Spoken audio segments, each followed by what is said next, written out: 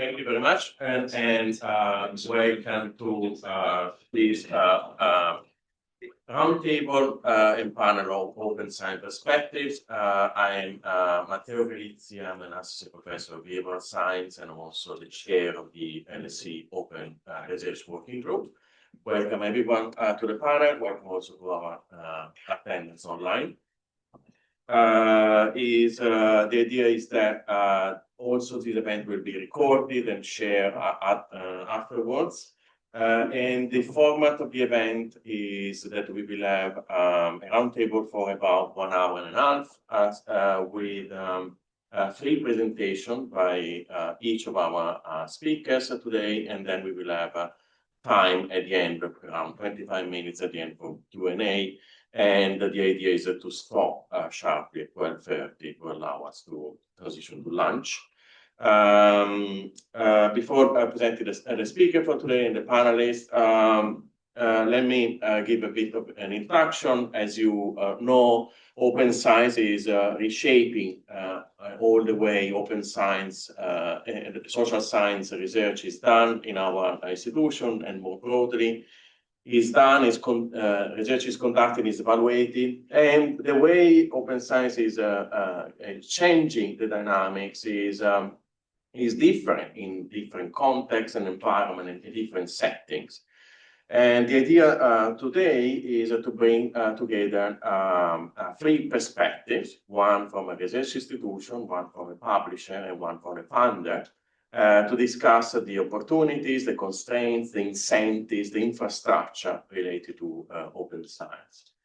It is a great pleasure and privilege to welcome to this roundtable Becky Hill, who is head of open research at Taylor and Francis, Dr. Aneta Janowska, who is assistant professor in the Department of Public Policy, and she's also the open science coordinator at Warsaw School of Economics, and Dr. Ross Mounts, the director of Open Access at Arcadia Group. Thank you very much for joining us. And I guess Becky will be the first speaker. Thank you.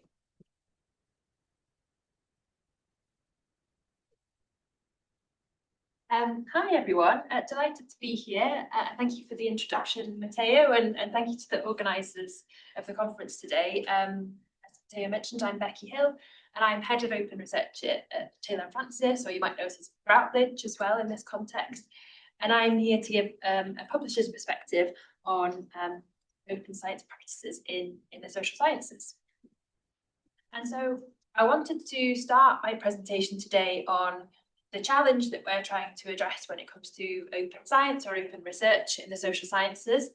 And rather than articulate it myself, we actually published this article last month on F1000 research, which is the second mention of Samuel Moore in an hour, which is great for him, which I thought really neatly articulated the challenge. And this article, in case you're unfamiliar with F1000 research, it's an open research platform. It operates on like a published review curate model. And so this article is currently at like a preprint stage undergoing open peer review. So I just wanted to make that clear.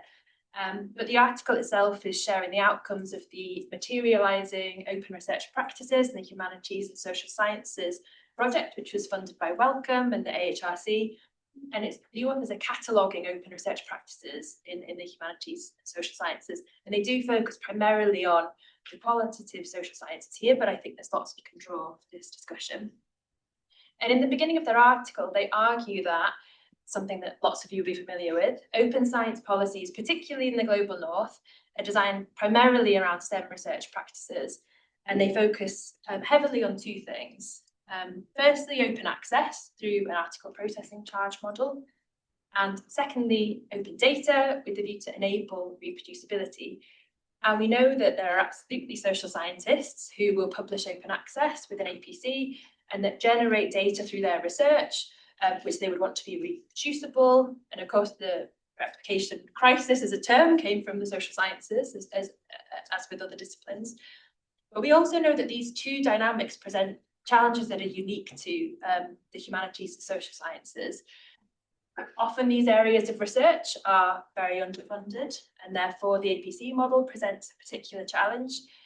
Many social scientists and humanities researchers will publish monographs as their primary research output rather than journal articles. And also not all researchers in these disciplines will generate data that could be reproduced, or it doesn't necessarily make sense as a term in terms of that focus on reproducibility. And these are challenges that we at Routledge and Taylor and Francis are very familiar with, and we publish many journals and books within the social sciences. And to put it in context, that was over 700 journals that we could class as social sciences in the last year, obviously very interdisciplinary, and nearly 5,000 books. So it's really important for us as a publisher to address this challenge if we want to advance open science. And so what will follow over the next kind of 18 minutes or so is an attempt to share some of the ways in which we're trying to do that. And it's not at all intended to be an 18-minute advertisement for TNF, should not be interesting to anyone, but more sharing our experience and some of the challenges that we're facing, and happy to discuss that I'm on the panel with different perspectives on this topic as well. And what I should say is that obviously we recognise that open research and open science spans much more than open access and open data. But because of the limitations on time, I'm going to focus on those two challenges that were identified on the last slide and give some examples of where we're evolving our publishing services.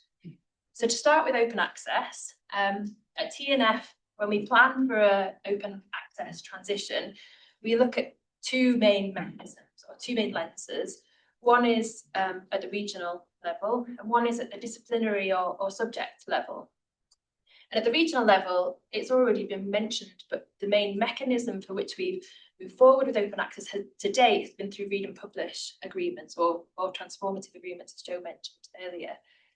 And to put that kind of in context, across our social sciences articles that we published last year, 40% of those were open access, and 80% of those were open access through read and publish agreements. So it has been the biggest proportion shift we've seen so far.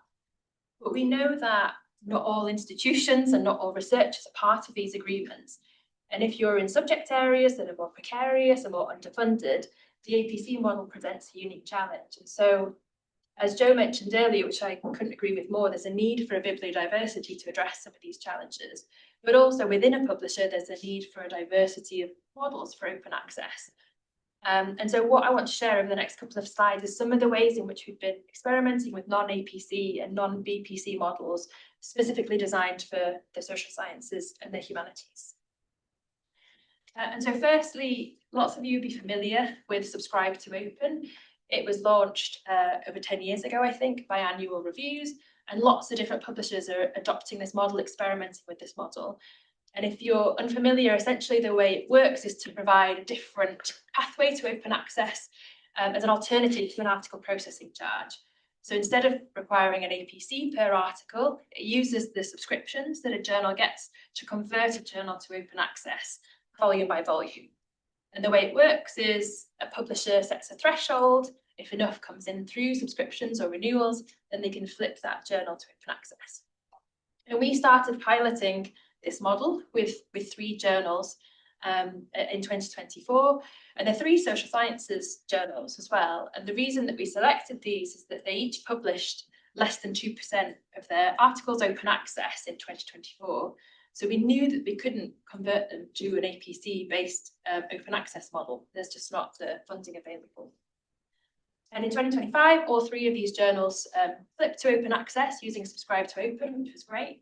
And we just concluded our analysis for 2026, and 2 will be continuing and 1 will be deconverting this year, and happy to kind of discuss more about that in the Q&A as well. The other model that I wanted to mention today was one that TNF launched called the Collective Pathway to Open Publishing. And I mentioned earlier that when we plan for an open access transition, we look at a regional and a disciplinary lens. And read and publish agreements have been the way that we've seen the biggest increase in percentage of open access across our portfolio to date, but they're not the model that have been adopted universally. And so the journals that are included in this model are journals that have a majority of open access publishing enabled through read and publish agreements, We can't convert them to an APC journal because they're in subject areas like the humanities and social sciences, where there's not the funding available to do that. And so as a publisher, we needed a complementary mechanism to build on the momentum that we've seen with open access and transition journals to open access. And that's what this model aimed to do. So essentially, we set a threshold for that journal. If we have enough renewals through read and publish agreements and combine that with any remaining subscriptions, we'll slip the journal if it meets that threshold. So in the first year of this, in 2025, we transitioned 2 journals on the right, the Nordic Journal of Psychology and Social Work. And then just recently, we've announced that 6 further journals will transition to open access through this model for the 2026 volume. And like Subscribe to Open, there's no author-facing fees to enable that. It uses that kind of collective existing funds to move forward. And then on the book side, we've already heard of loads of really amazing initiatives from Joe in terms of different approaches to open access books. This is the way that we've attempted to do that within TNF, which we've called Pledge to Open, which is a collective model for open access books. And the way that the model works, it's our 3rd year of doing this. We launched it in 2023 with JISC. And the aim of each year of Pledge to Open is to make 70 frontlist books open access. And we structure them across 7 interdisciplinary key issue-based subject collections.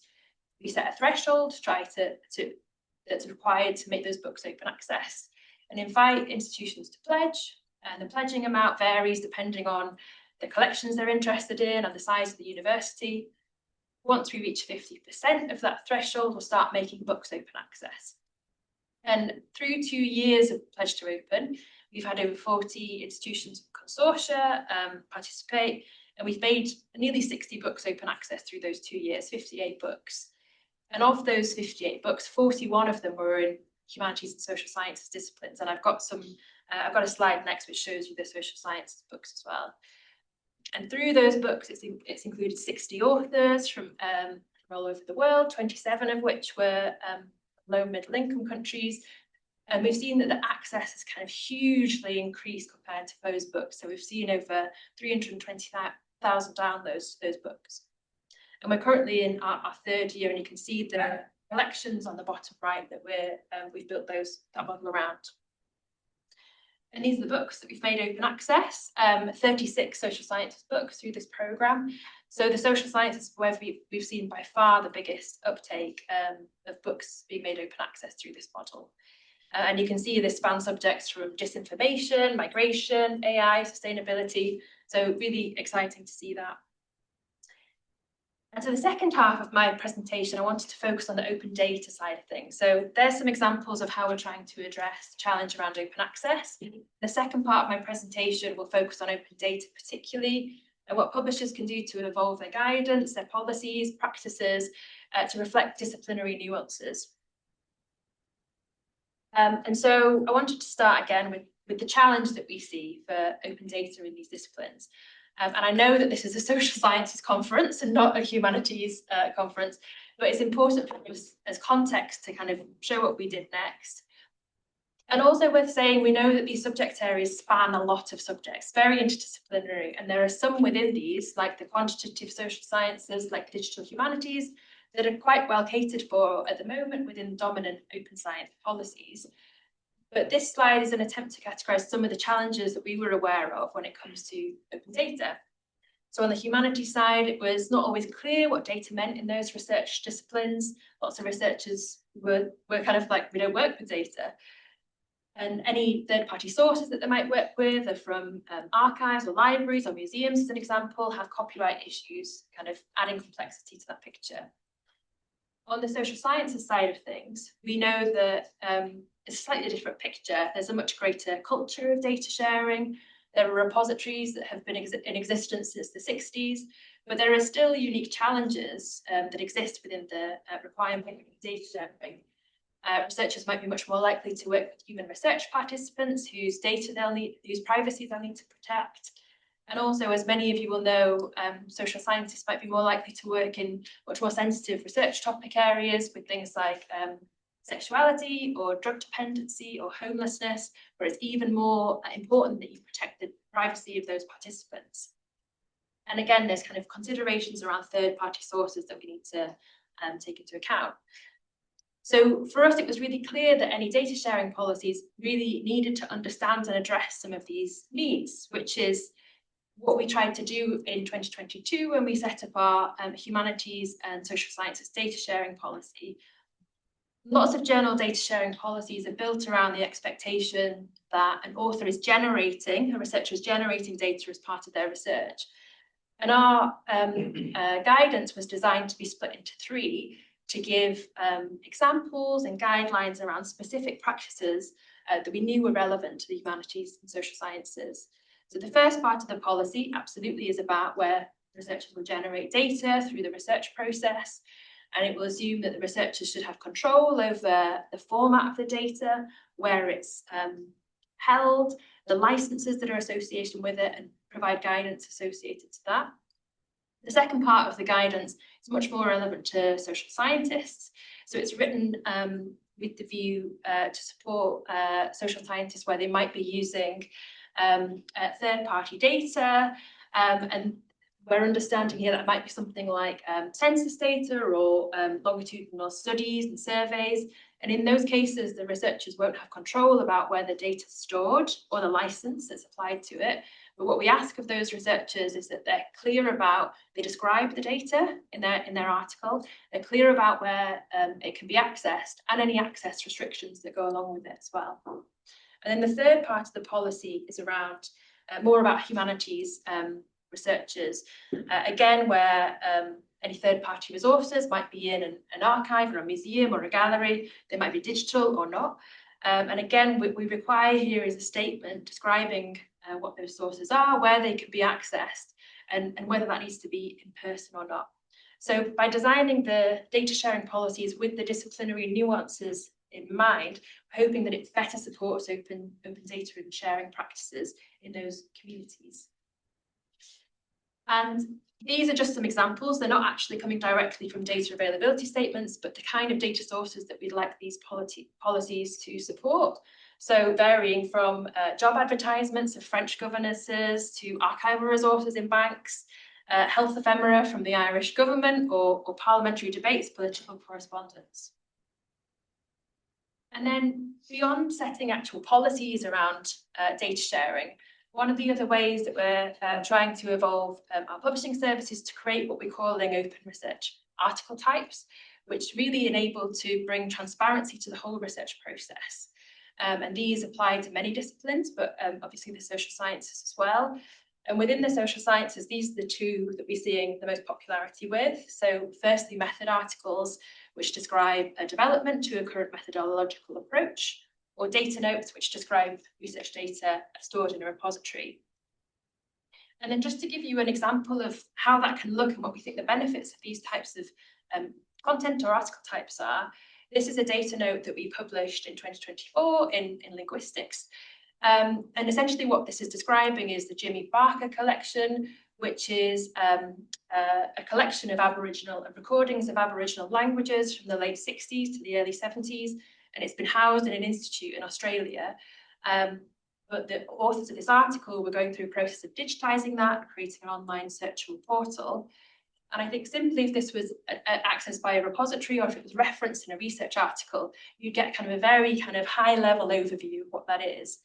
But by having it within a data note, you get a really rich context to that. You understand what the collection is, some examples of how it can be reused, but also examples of research that's come out of that corpus.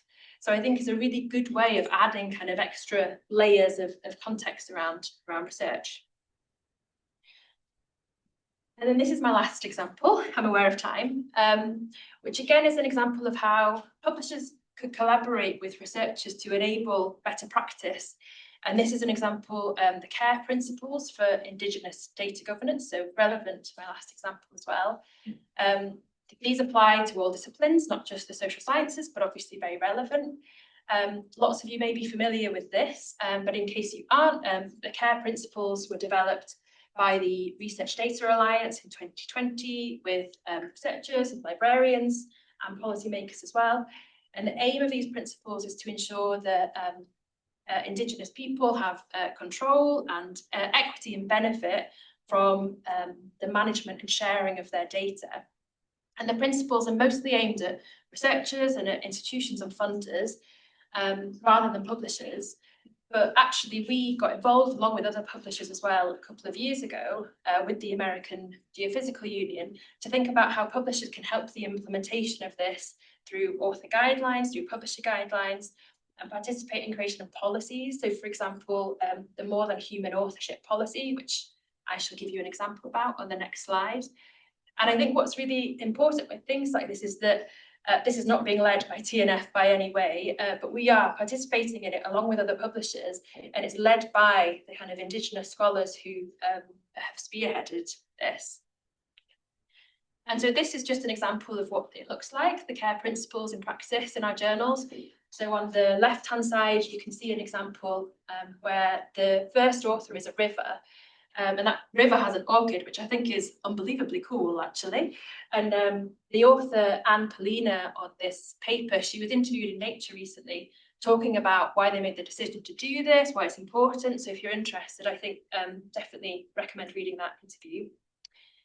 And the second article here, again, is just an example of collective authorship. So rather than having individual authors on a paper, it's recognizing the Powai collective as a collective author. And then finally, the example, again, the care principles recommend having dual language abstract publishing. And this is an example of abstract published in Sami. So I'm going to close there, hopefully within time, which is just, again, to make recommendations for publishers based on our experience in terms of furthering open science and social sciences. So firstly, it's really important to support a diversity of routes to open access and reflecting the disciplinary nuance that exists within those barriers that might be within APC and BPC models. The second recommendation would be to develop tailored open research practices and policies as well that support and reflect the communities within which they exist. So in this case, the social sciences, recognizing the challenges and the needs.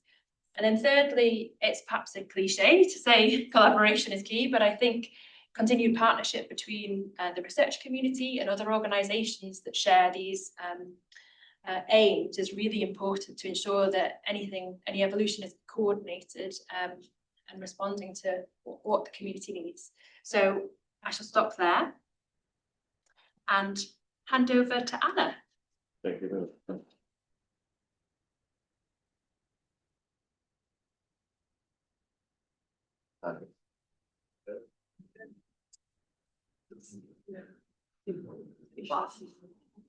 Thank you very much.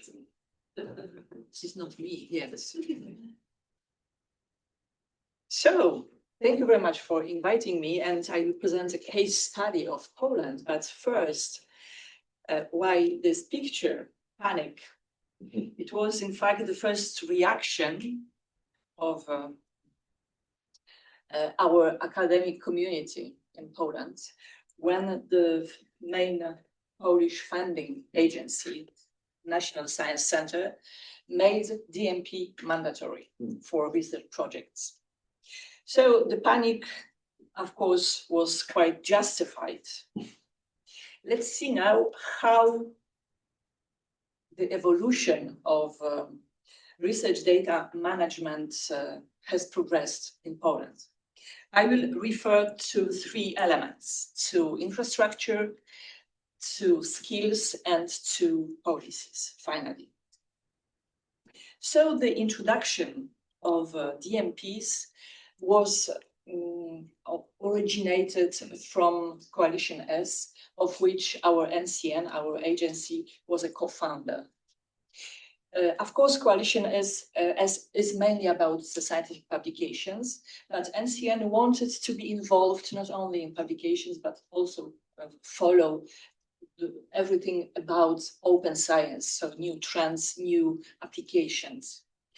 For that reason, they decided also to be involved in open data and doing DMP as mandatory requirement. Before 2020, in fact, before this decision, research data management practices were often ad hoc, quite informal. So this NCN mandates create a kind of gap, or revealed a kind of gap between in infrastructure in Poland, different infrastructures, in institutional support, and also researcher awareness. But it has become the core component of research workflows in universities. Finally, it also triggered numerous local initiatives, from policy drafting to repository development. So let's see now how the infrastructure has evolved. The first initiative started before this decision of our funder in 2015, when repository for open data report was created, was launched by Interdisciplinary Center for Mathematical and Computational Modeling of the University of Warsaw. In fact, this center is a kind of independent department, independent center at this university with its own funding. So it was a kind of independent initiative, independent from the university as such. The repository is open to all researchers in Poland, to all institutions. Apart from this general repository, the same center created two disciplinary repositories, of which repository of social data, and also available to every researcher in Poland. So our researchers are allowed just to deposit the data in this one, the disciplinary or the general one. Apart from that, we've got some local initiatives run first by kind of consortia of universities. So 2018, local initiative on the seaside by 3 universities: Gdańsk University of Technology, which was the leader, University of Gdańsk, and Medical University of Gdańsk, that created Bridge of Data commonly for their own researchers. So this project was funded by European Regional Development Fund, and of course its goal was to increase the availability of research data, and also to create or to upskill people, to upskill researchers on the one hand, but mainly administrative staff. And competence center was created at Gdańsk University of Technology, and today this team is one of the leading teams when it comes to skill supporting and skills development in Poland. Another consortium was created in southern Poland, in Krakow, called Broadbook, which is a common platform, common repository for data for researchers from universities mentioned here, universities in Krakow. So this repository, as the previous one, by the way, they were awarded by the Core Trust Seal certificate. Apart from these consortia or larger projects, a series of institutional initiatives started also to be created. One of them, Amuret, Institutional Research Data Repository of the Adam Mickiewicz University in Poznań, launched a few years ago. By the way, this university launched the first open publications repository in Poland. So apart from that, we have research data repositories that started to be developed in different universities, and to date we have 42 repositories, data repositories, that are registered on the RE3 data platform. And this is a work in progress. Another of the most recent initiative launched in 2025 is KMD for EOSC, which is in fact a common platform for large data volumes for data storing, processing, and mainly allowing researchers to process big data volumes. It is also, this initiative is also an EOSC, the Poland EOSC node. As you can see, I haven't mentioned any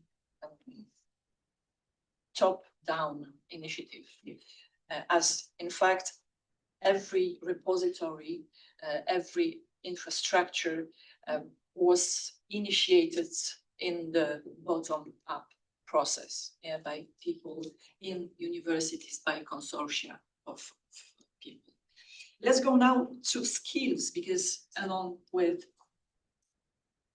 infrastructure development, we've got also competencies increasing among people working in academia, not only, of course, researchers, mainly among librarians and administrative staff. So first trainings were proposed by National Science Center, of course, when they made this DMP mandatory. So they proposed a series of trainings for researchers and the staff, mainly librarians, of course. But apart from that, the same center of the University of Warsaw has developed a lot of different activities.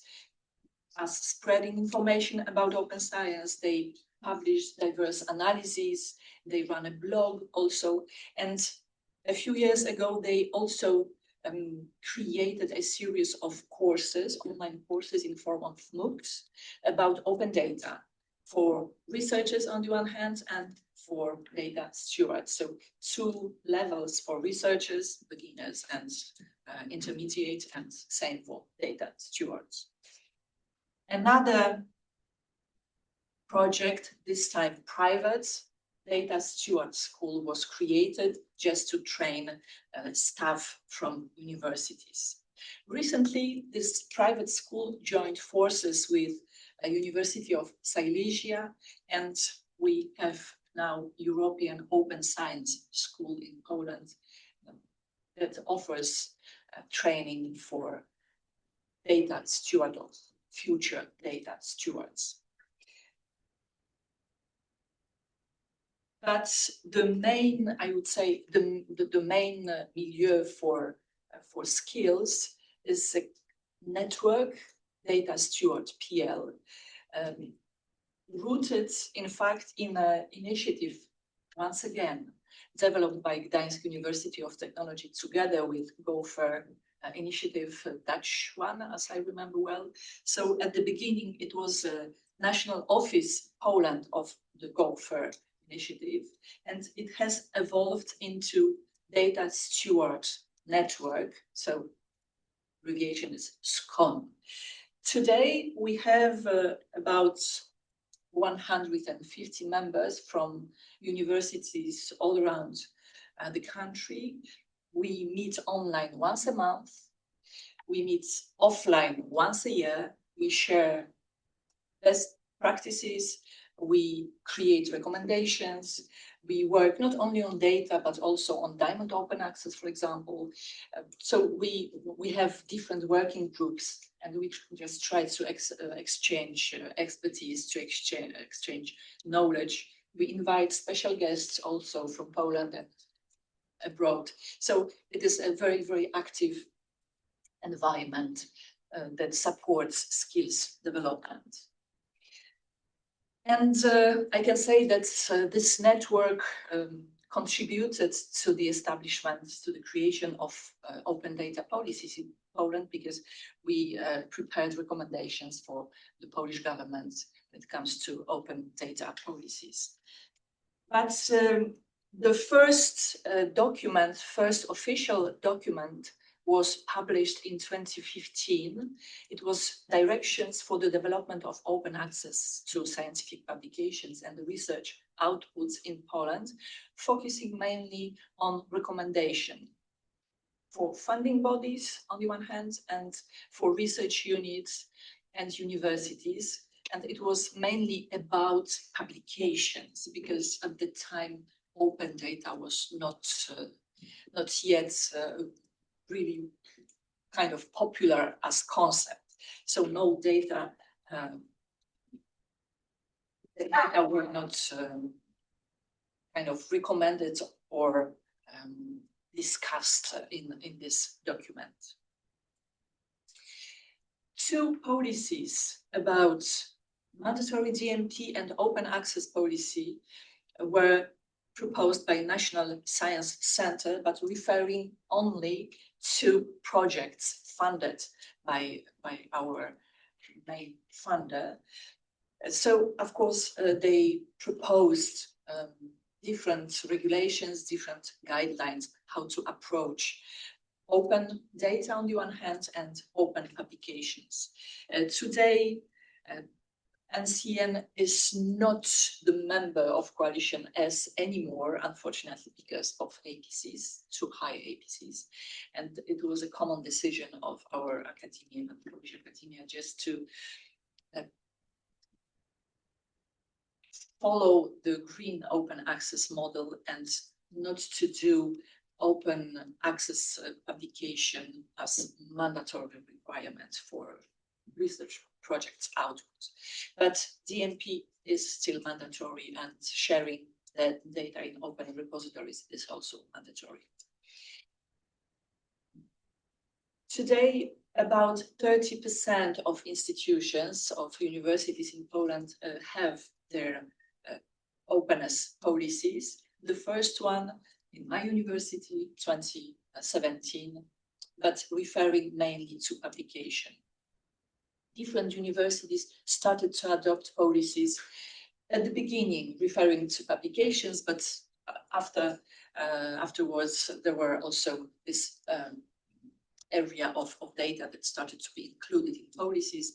One of the recent policies focused on data adopted in 2025 in Poznań, Adam Mickiewicz University, one of the main open science centers in Poland. So, the Ministry of Science's open data policy was published only in 2025, unfortunately. So, and the ministry took 10 years just to progress from open publications to open data. And in this document, the focus is mainly on developing institutional research data management policies, which of course is done by the universities step by step, building support services, data stewardship, competence center, which of course we do, ensuring funding for infrastructure and services, which is quite questionable, I would say, because we don't really have national funding projects just to develop infrastructures.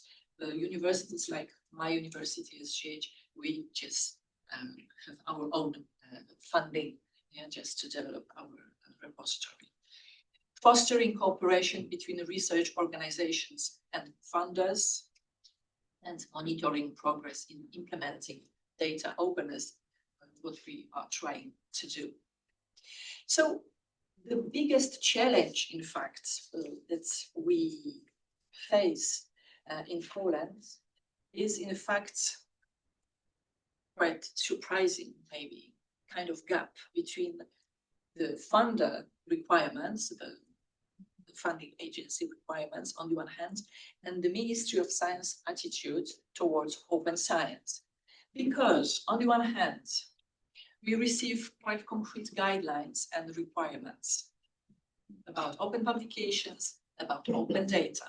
So researchers who receive funding from NCN, they need to follow these guidelines. But on the other hand, from the Ministry of Science, there is no incentives for researchers and for institutions just to open publications and open data, because it doesn't count in evaluation. It doesn't count for individual evaluation of researchers. It doesn't count for institutional evaluation.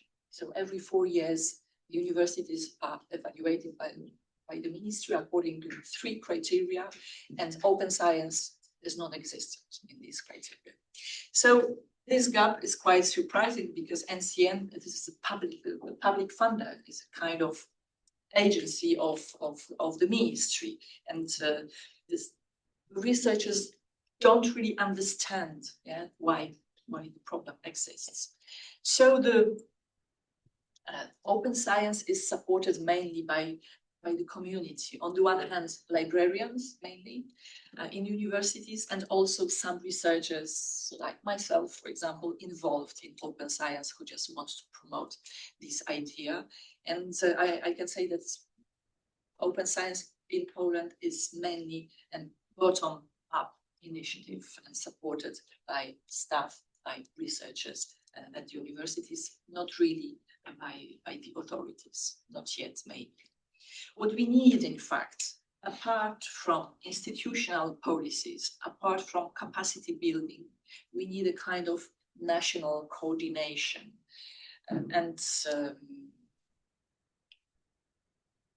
I would say not only policy, because we have governmental policies, but movement to put these policies in practice to support open science at institutional and individual level.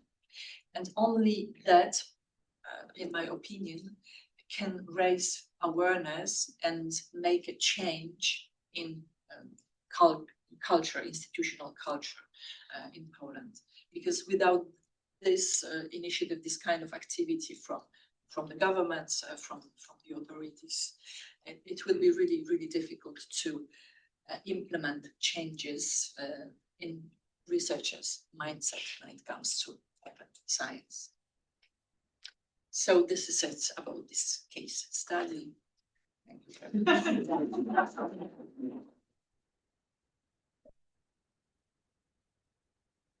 Thank you very much,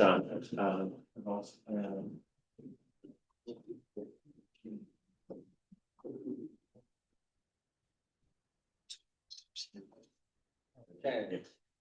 So this is me. I am Director of Open Access at Arcadia, which is a family philanthropy. This is my social media. I'm on Mastodon, part of the Fediverse. Today I'll be speaking on my personal behalf, not on behalf of Arcadia, just to make that clear. Speak more freely if I do that. So here's a quick outline of my talk. I'm going to try and go through these slides quickly so we can cover a lot of ground, maybe speak about some interesting things. I'm going to talk a few things Arcadia's funded, so you know who we are, who I am, and different types of open access model that I think will work better for the social sciences. So this is Arcadia. It's a family philanthropy. It funds things in 3 different areas: preserving endangered culture, protecting endangered nature, and promoting open access. And I am director of the Open Access Program. This is kind of an overview of our grants. Since 2002, we've awarded $1.3 billion to these various things, over $200 million to promoting open access. We have 3 particular areas of focus. Copyright and intellectual property issues. I like to think of copyright as one of those invisible infrastructures that academics tend to ignore, but it's really there and it's really important. Anyone who actually works at a university, particularly in the library, I think will understand this. Long form scholarships, aka books. So we were one half of the funding behind Open Book Collective and Open Book Futures. Very proud to be funding that. And also discoverability. So this isn't marketing, this is technical improvements, particularly metadata. The role of metadata in the digital ecosystem is so crucial and is not very well understood, but it's so vital. So we'll talk about that later. So this is why we fund open access. Just to remind everyone that access to knowledge is a fundamental human right. We really ought to be making our academic research open. Law ought to be open, standards ought to be open. But there are some places in the world where research isn't open. There are some places in the world where the law isn't openly available online. This is crazy. So we try and change that. This is just a bit of who I am. I'm not actually a social scientist by background. I was doing a postdoc in the University of Cambridge Plant Sciences Department before this. I'm a fellow at the Software Sustainability Institute, so I'm really into open source software. I can definitely talk about the role of research software in academia. I was also a Panton Fellow for Open Data in Science, so I can talk to data sharing issues. I helped start up this journal called Research Ideas and Outcomes, which is about sharing the entire research cycle, specifically grant proposals. Not many people in academia currently share their grant proposals online openly, so that's quite an interesting idea. I'm a peer reviewer for various different journals, particularly around meta research, because obviously I do a lot of work looking into what's going on across disciplines. Occasionally, I write for LSE Impact Blog. I've got to say that's a fantastic venue for getting ideas out there into the world. I love the LSE Impact Blog. If you get a chance to write for it or read it, please do. So yeah, I can speak to a lot of parts of open science, but my apology here is that I'm mostly going to be talking about open access for this talk. But just to acknowledge that open science really is a wide umbrella of things. And I just don't have time in 20 minutes to talk through every single one of these things. And also, this is just but one taxonomy. This is the open science taxonomy produced by Nancy Pontiker and Peter North. There are other taxonomies, so I want to acknowledge that too. But you know, this is open access. This is reuse and attribution and recognition of what others have done before. So I just want to put that up there. I'd really like to remind everyone what open access actually means, because I think in the last 5 or 6 years, people have become a little bit confused. Some academics I encounter think that open access means paying $5,000 US to an academic publisher to put a PDF on a website. That's not actually what it means. That's often what is involved in open access, unfortunately, but that's not actually what I'm aiming for. I'm aiming to make sure that research work is digital, online, free of charge, and free of most copyright and licensing restrictions. And I put particular emphasis on that last bit, free of most copyright and licensing restrictions. So I can do things with it. I can remix it. I can post it on a website that I want to without having to seek permission from the publisher. Open access is a state to be achieved. And it can be achieved by many different routes, such as green open access, using your institutional repository.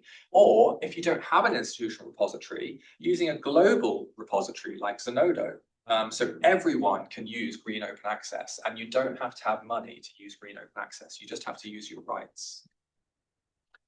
So this is something that Arcadia has supported in the kind of realm of beyond article processing charges, beyond book processing charges, beyond article development charges.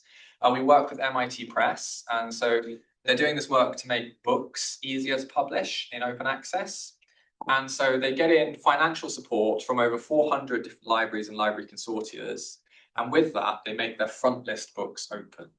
So far, in the few years that it's been going, they've made 320 books open without any author side fees, so no book processing charges. Huge number of reads. It's across the disciplines, 55% in the social sciences, which I think is quite interesting for this audience. And there's no book processing charges if you publish with MIT Press Directorate. I'll do some more myth busting on books. OA isn't trying to stop print books being produced. Actually, print books are wonderful. Every time you sell a print book as an open access publisher, that's more money for the press. So that's great. Keep on buying print books. That's wonderful. It's not anti-open access to be buying or producing print. Open access is not anti-revenue. Obviously, we need revenue to continue putting these files online. But often research libraries are willing to provide that revenue, or funders or governments. Even though the book is openly available online, many MIT Press D2O books have sold over 1,000 print copies because it's a really good book and people want a print copy of it. They might look at the PDF first, read it, and say, hey, this is a great book, I want a print copy. And they choose to buy a print copy. They're not forced to buy a print copy because they can access the digital version. But even so, they still buy a print copy out of choice. So yeah, selling print copies alongside an open access edition is both ethical, and it's a good strategy, and it's part of open access. It's not against open access. It's good. MIT Press is also doing these things called overlay journals, which is to do peer review on top of preprints. That's supported by various other funders. They're doing this on infectious diseases, but there's no reason why they couldn't do that with other disciplines, social sciences. And they're also doing this thing of kind of flipping journals into Diamond Open Access. So this is a good one to mention because with our support, MIT Press transitioned the European Sociological Association journals away from Taylor and Francis, where they were being published in a kind of hybrid manner with 2,700 euro ABCs. And now they're being published on a diamond open access basis with MIT Press. So that means there's no fees for authors. When you submit to these journals, and if you get accepted for publication, it will be published without author side fees, and it's only libraries around the world that are paying for the upkeep of the journals. So it's just showing that it can be done. You can get there to a state of equitable open access.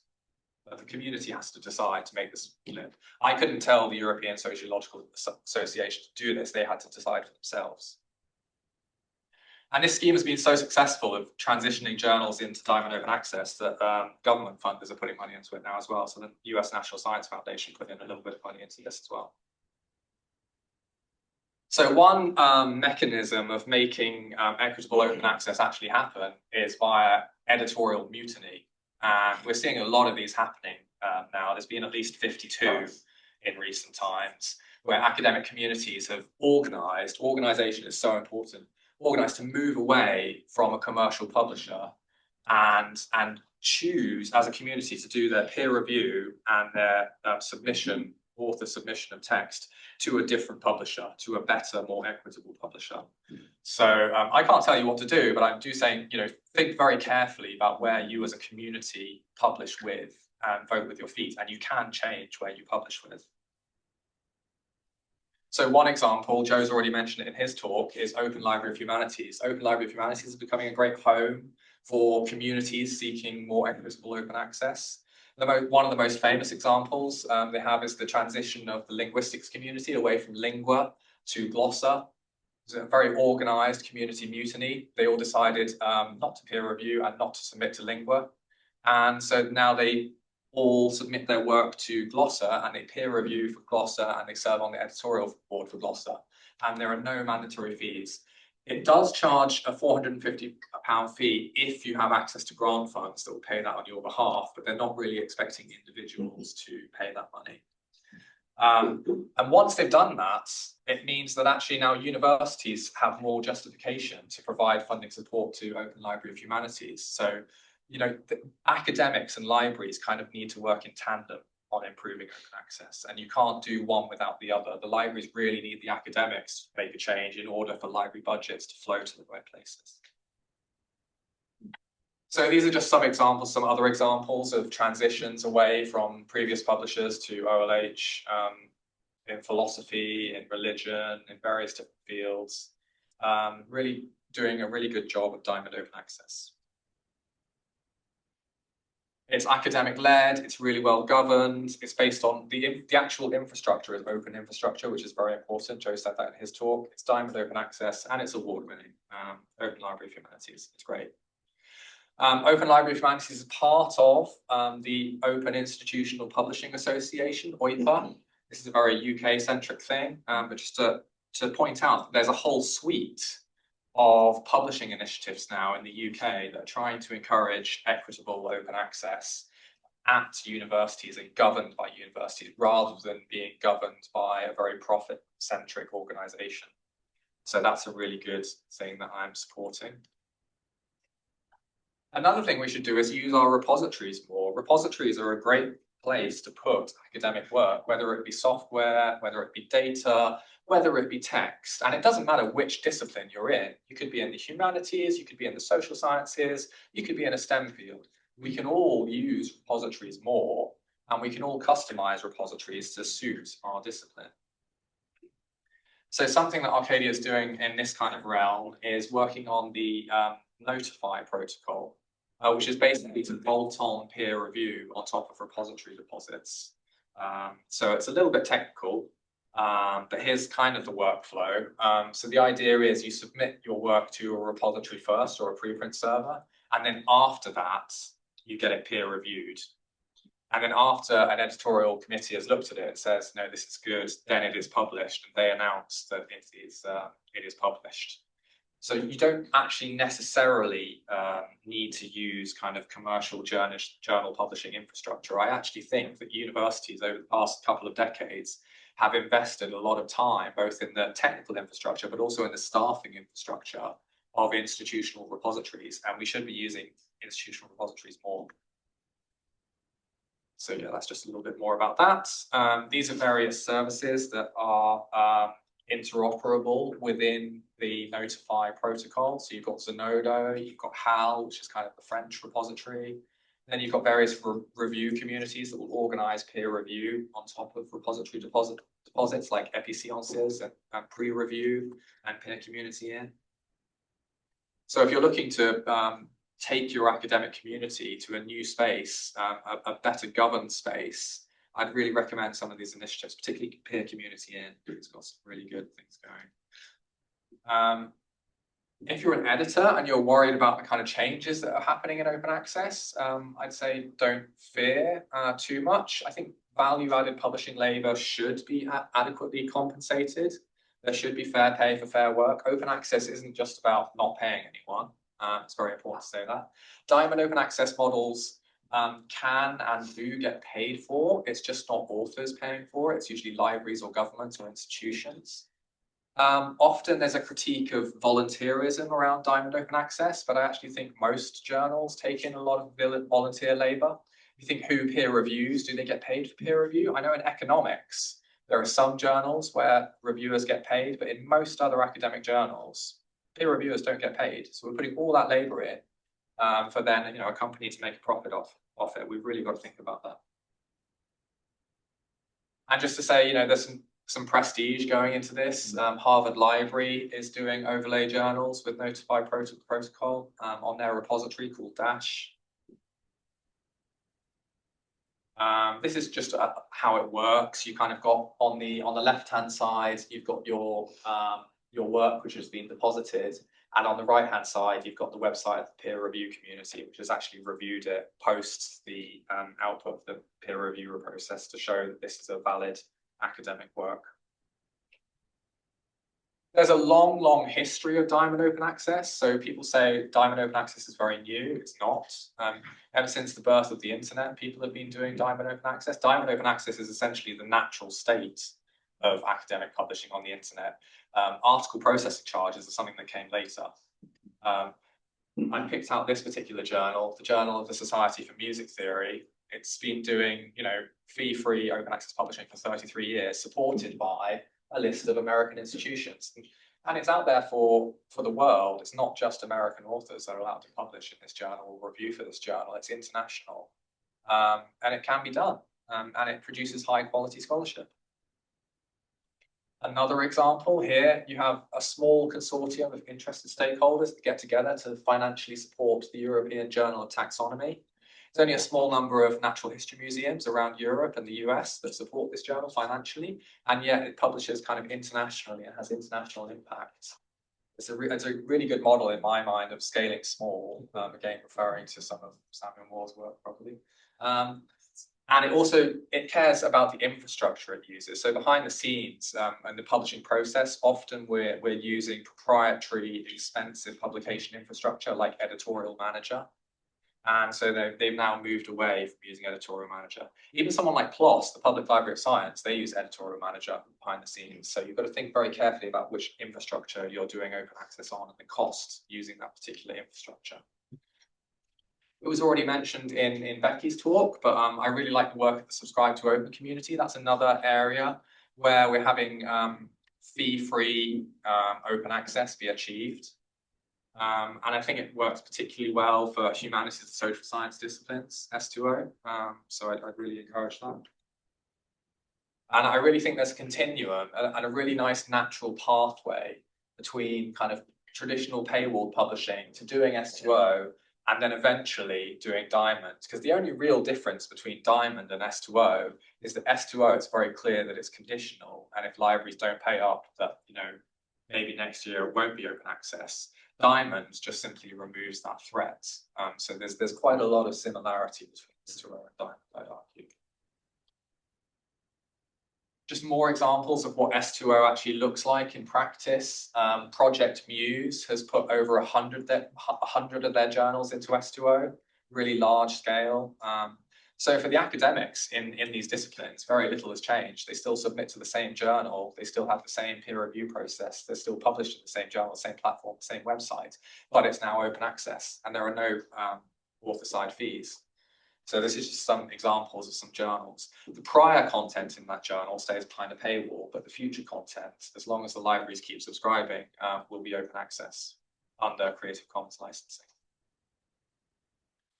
And commercial publishers are doing it well. So I've chosen here De Gruyter Brill, I've chosen some economics journals and some sociology journals just to try and make it relevant for this audience. They've put 124 journals. They're aiming, I think, to get half of their entire journals portfolio into Subscribe to Open. So I think that's a good thing. Subscribe to Open isn't perfect, but just to say that we're getting there on open access and equitable open access without author side fees. Mathematics is being really transformed by Subscribe to Open as well. Some quite major publishers in that discipline, the European Mathematical Society Press, MSP, Mathematical Sciences Press, and EDP Sciences, they're all doing Subscribe to Open to some extent, either wholly or partially. I'll take a breath there. Another route to open access is simply retaining your rights. We talked earlier about this invisible infrastructure of copyrights. It's a really, really powerful thing. If you retain your rights, you can make your work open access online, regardless of what the publisher says. So we're seeing a wave of this now in the UK. At least 50 different UK universities, including LSE, so well done LSE, have enacted a rights retention policy at the institutional level. So anyone who's a staff or student, I think, at the institution has the right, backed to by their university, to make their work available, the accepted author manuscripts, in a repository or a place of their choosing online, regardless of what the publisher would prefer. And that's naturally just, isn't it? You wrote the work, you should be able to put it online wherever you want to. So this is great. And I think increasingly we'll see more and more universities do this and more people using rights retention policies, because cash is hard to come by these days, isn't it? Universities are struggling financially. It would make sense, I think, if in the UK particularly we use the rights retention route a little bit more. This is just an example of what it can look like in practice. On the left-hand side, you've got where the article was published with their chosen publisher. I think this is Edinburgh University Press, and it's behind a paywall there. That's no problem, because on the other side, you've also got it in an institutional repository at the University of Aberdeen, and it's freely available for anyone anywhere in the world. So that's great. That is open access done. That is open access. I want to encourage everyone to understand that that is open access. I will whiz through these slides really quickly because I've got to wrap up now. But here's just another example. This was published in a BMJ journal behind a paywall, £53 charge to access this article. Or if you go to the institutional repository, you can download it for free. It's the exact same content, the exact same words. It's missing the publisher logo, but otherwise it's exactly the same scholarship. So my concluding remarks, open access is a key part of open science. We can achieve equitable open access if we actually put some thought into it. Be really mindful of copyright, retain your rights, and talk to your librarians. And thank you very much.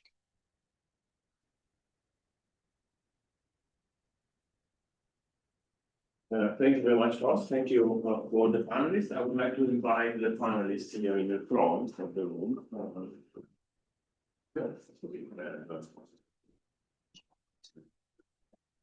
Open the round table.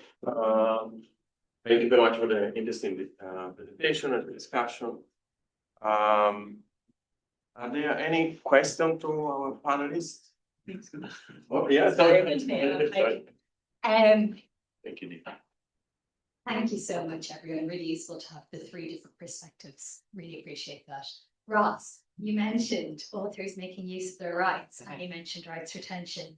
I wondered if you or other panelists would like to comment on the role of secondary publication laws in helping make sure that researchers get those rights, even if their institution doesn't have a rights retention policy. I'd be very happy to respond to that, if I may. So in various European countries, they have a law enshrined in their national law called the secondary publishing rights. which enables them on a national basis to publish their work regardless of what the publisher says, as long as it is their work, as long as it is their copyright. So at the moment in the UK, it's a little bit of a patchwork. We've only got institutional rights retention policies that are only covering academics at 50 or so different universities in the UK, and there's obviously a lot more universities than that. What would be a lot more effective is if the UK had a nationwide secondary publishing right in UK law. But we currently, for some mysterious reason, do not have that in the UK, even though many countries around Europe actually have a secondary publishing right. France has one, Bulgaria has one, Slovenia has one, in Germany. It makes it a lot easier to do green open access. If the UK government so wanted to, they could enact this law. I suspect, though, it would annoy many of the publishers that are in the UK, and probably also lobby UK government ministers. So watch this space on secondary publishing rights. I can go next on this. Yeah, I think it's a hugely complex area and it's very context dependent, as you mentioned. There's laws changing and being looked at all around the world. And for us, it depends on the different models that we're looking at as well. So I think within our license in the UK, with the JISC license that accepts rights retention wording, I think the challenge from a publisher perspective is that the green open access route is that with the route forward is that it either perpetuates the subscription model as the existing mechanism, or it is no cost for publishing. And obviously, as publishers, there's a huge amount of services that we provide. And not, rather than, I heard you earlier mention just putting a PDF online. And I think that's a real common perception. But increasingly in academic publishing, it's becoming more expensive, I would say, to validate knowledge. I mean, with the rise of AI, with the rise of research integrity, as a publisher, I can't speak to other publishers, but for Taylor and Francis, last year, we rejected 65% of articles before they even went through peer review, and we're seeing submissions increase all the time. And there's a cost to that. And so I think for us as a publisher, I'm almost kind of agnostic in terms of what route it takes, but there definitely needs to be a reimbursement for the services that are provided. And I think that some of the concerns around that route is that it's a kind of no cost route to publishing. And yeah, that's my answer.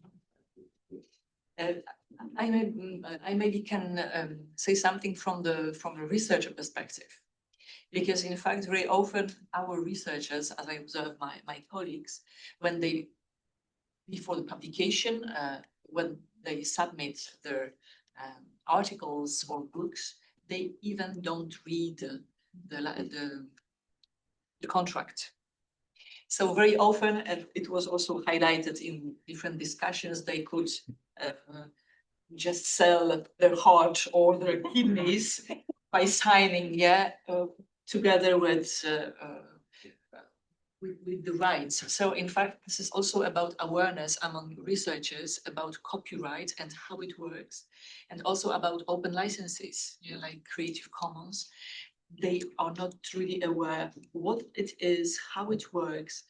So this is another perspective of not only the top-down national policy or national law. I think we don't have such law in Poland, but also this kind of awareness among people, just to read carefully and decide if we want really to cede our rights or keep them, retain them. I think that's a really good point around understanding of licenses. And I think that there was a study a number of years ago where they were looking at the placement of CC BY licenses in a list, and people would kind of invariably either go for the first or middle one because there's not enough kind of understanding about what the association is for picking those licenses. Thank you. Yeah. Could you please introduce yourself? Thank you. I'm Rosie, but I'm Research Services Manager. I'm going to read out a question online, but just before that, I wanted to pick up on a couple of quick things. One is to say that for any LSE researchers, the provider of our repository is one of the people working on the COAR Notify protocol. So if anyone would like to experiment with that, we'd really love to talk to you. And to pick up on Anna's point about book contracts, we've actually just produced a guide at LSE to help researchers navigate their book contracts. So I will put it in the link for participants online, but yeah, we have to share that with others because several colleagues in the room put a lot of time and effort into negotiating that with our legal team and sort of getting everyone's approval. So yeah, it should be really helpful. The question online is about what support is there for younger researchers, and I suppose we could broaden this out to more precarious researchers to publish their research projects. I mean, I'm guessing given some of the conversations around green, I might know Ross's answer on this. But yeah, what support is there for younger researchers to publish their work and make more of their work open access? We do that. Yeah, I can start. Yeah, that's a really great question. I think there's a couple of avenues to answer that. So as the presentations have spoken about, there's a huge array of models that a researcher could choose, and these exist within different publishers with different initiatives that we've heard from earlier. So depending on whether they're interested in publishing a journal or a book open access, there is examples within lots of different publishers where they could do that either without an APC or without a BPC, or depending on the university they're at, they might have an agreement in place if they're lucky enough to have that. I would also say that lots of publishers as well have lots of online resources that are generally free in terms of the process of publishing. So when I was in editorial, we'd regularly be doing kind of how to get published sessions, what's involved in that, what journal editors will look for, how long things tend to take. So it depends really on what they might be looking for. If it's an avenue to publish open access, then there is a myriad of ways they could do that. Or if they're interested in more information, I'd encourage them to kind of look at different publishers' websites that often have resources available, and also colleagues as well within their faculty will have experience of different publications that might be appropriate for research. So if others had insights. Yeah, respectfully, I would disagree with that. I'd say one of the worst places to go to understand publishing is a publisher's website. Because it's like the foxes teaching the chickens where to go. I would encourage academics to talk to their librarians because I think librarians have a better, more neutral understanding of the ecosystem and the different options available. I get worried when certain commercial publishers, like for instance, Springer Nature, put out white papers. They put out many white papers before. I'm thinking of the Going for Gold white paper here particularly, very clearly encouraging anyone reading that document, be it a government person or an academic, to go for gold open access. And that gold open access somehow achieves a greater citation rate. Very clearly a marketing tool and not a piece of peer-reviewed work. I often think information on publisher websites is not peer-reviewed. It's sometimes marketing material, sometimes has a political slant to it that favors one particular model. And so I would just urge early career researchers to talk to their librarians, their scholarly communications librarians, if you have one, for a kind of more neutral, independent take on this. Yes, I would also say that unfortunately, very often young researchers, they just fall into kind of environment of older researchers and follow the existing path of doing. This is one thing. Another thing is also coming from older researchers that kind of oblige younger researchers just to bring points, to bring impact factor stuff, etc., like indicators. So if a younger researcher is not open in general to what is happening around in science communication, it will just follow, he or she will follow the existing path, the kind of old paradigm of publishing.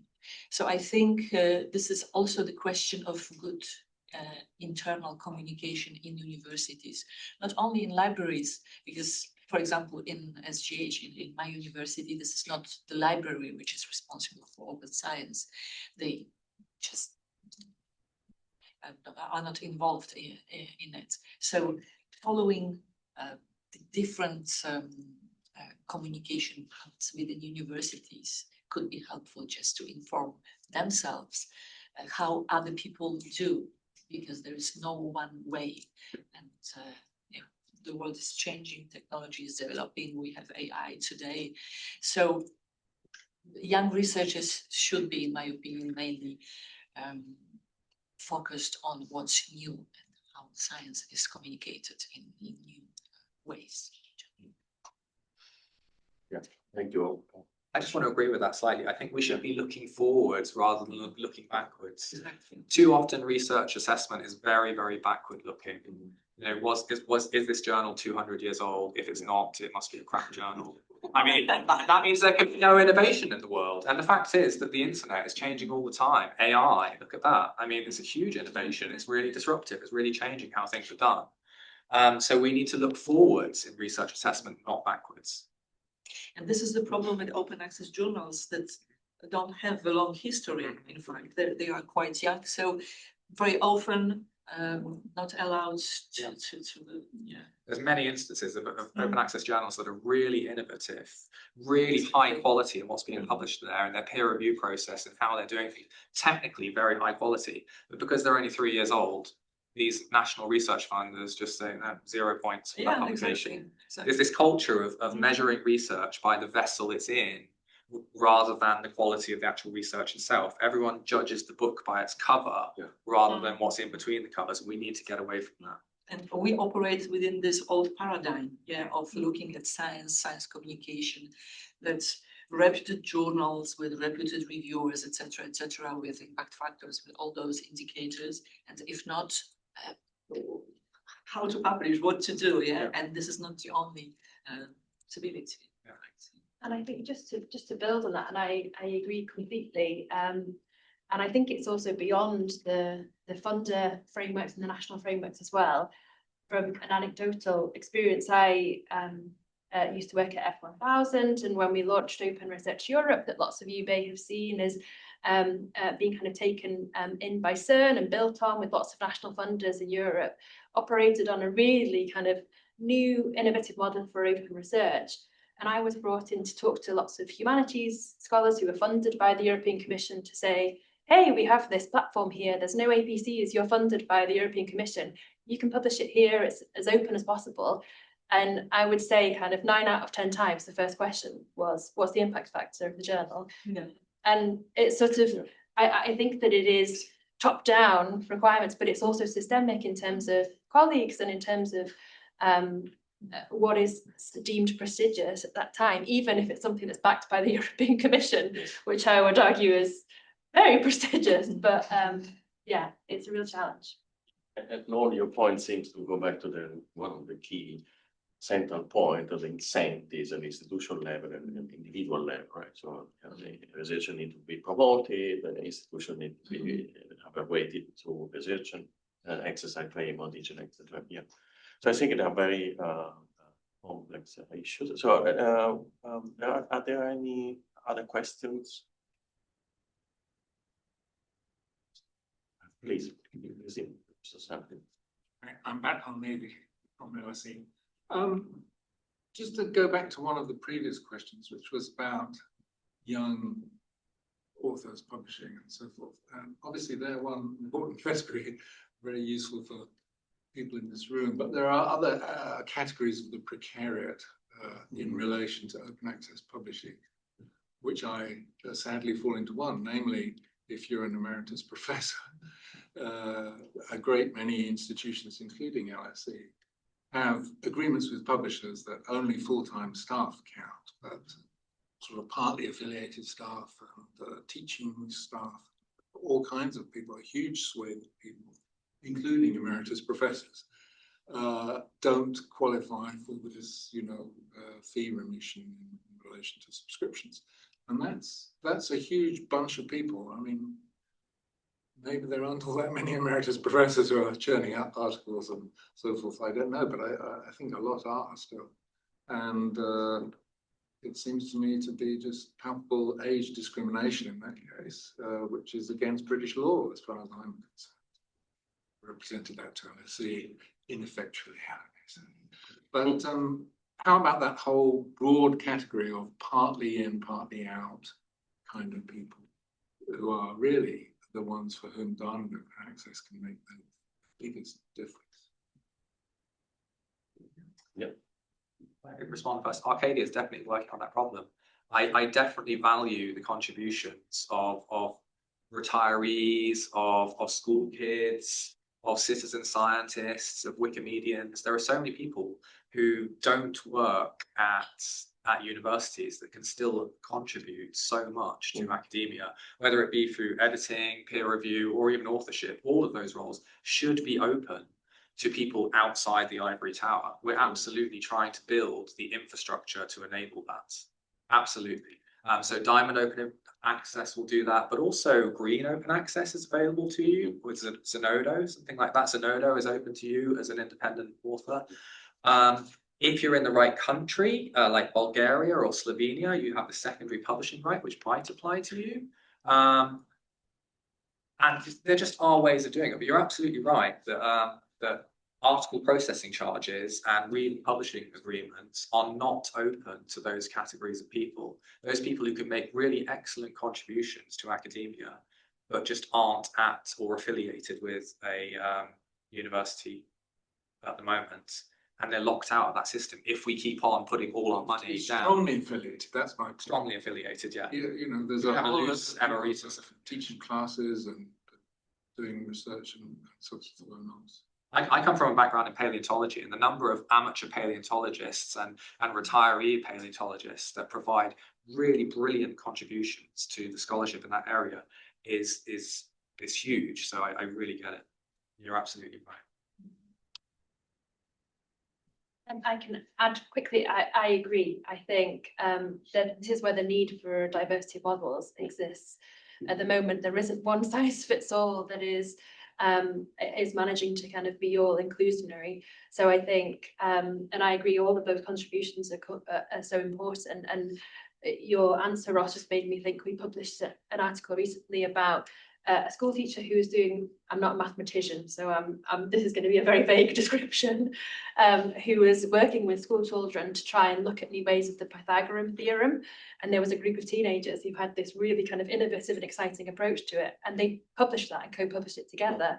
They would fall outside of traditional parameters. And I think these examples are useful because they push the boundaries, and it makes us rethink about what else we need to do to make sure that we can be as equitable as possible.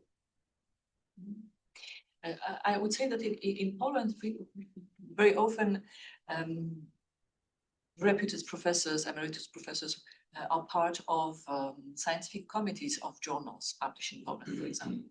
So they can really share their expertise. Yeah? So this is one thing, but I totally agree that open journals can be an excellent path, yeah, to contribute in different ways, yeah, as specialists, in fact, with a great career and great expertise in different fields. Yeah, please.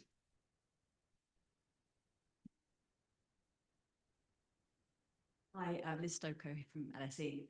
I wonder if any of the panel members might comment on the sort of post-Twitter social media landscape for research, scholarship and so on. Obviously, Twitter was a place where you could talk about your research for different audiences in an open way, and lots of people could find it, and we don't have that anymore in the same way. So yeah, I wonder if you could say something about where the different venues now for people to talk about both these issues, but also their research more generally, and what you think of the available options. Anyone? I can start. Yeah. Yeah, I think that's a really good question, and I think Twitter is, or X, whatever it's called now, is a cautionary tale for us all, of kind of what happens without governance in systems and infrastructures like these. And I agree that there's been a sort of mass move away from that. I think there are other alternatives that exist, like Blue Sky and LinkedIn. I don't think there is yet an alternative for that route. So maybe there's an opening and a space there, because I think that is missing, because Twitter at one point was such a kind of useful source of information and people sharing and having a dialogue about research they were publishing. And I'm not quite sure that Blue Sky is that place yet. There are definite active users there, and I think there's a really nice community, but it doesn't feel as quite as expansive as Twitter. So I think that there is a couple of different venues now, but I don't know what others think. I don't really know this kind of communicators or platforms, but maybe ResearchGate or academia could serve a bit, not exactly in the same way as the true social media like X or LinkedIn, for example. But these two platforms are really focused on research, so maybe this is also a kind of idea for them to develop also different services, different possibilities for researchers to communicate. But in fact, sure, there is. I think the LSE blogs have all moved off Twitter now and won't tweet on X. And they're all on LinkedIn now, and the proportion of non-business users and non-business topics on LinkedIn is growing exponentially. So there's lots of people there. I would say that X is quite questionable today. You know, so this is maybe not the best opportunity. Yeah, back in the day, around 2014, I had about 7,000 followers on Twitter, and that really was a good platform. So I feel the pain of what's happened to it now, and I don't post there anymore. I haven't deleted my account because I don't want to be impersonated. So I kept it there deliberately just to stop that from happening. But I'm now on Mastodon, which is part of the Fediverse, and I prefer that to Blue Sky because the Fediverse is more decentralized. So that's a little bit more technical, and perhaps that technical barrier is too high for some people, so there's not as many people in the Fediverse. But I do worry about the governance of Blue Sky, and I do wonder if at some point Blue Sky will just turn into Twitter and all the kind of right-wing problems of Twitter. So I'm mostly posting on LinkedIn these days, even though I really despise the kind of corporate tone of LinkedIn. Everyone hates it, all the AI writing and all the but if you want to reach people, it seems to be LinkedIn at the moment. Hopefully in the future, some other platform will come up. I'd also recommend Wikipedia, just for getting your research out there, editing Wikipedia, making sure that your research area is kept up to date on Wikipedia. That's a really good way of reaching the public, having actual influence in the real world. So shout out for Wikipedia, which is one of my grantees. Thank you very much for all all the panelists.